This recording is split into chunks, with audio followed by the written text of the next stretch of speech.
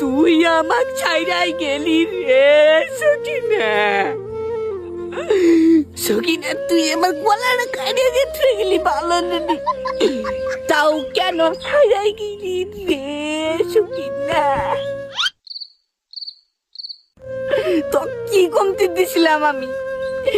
daily আড়ানা দামের chocolate 4টা করে নিয়ে গেছি, তাও তুই সারা গেছা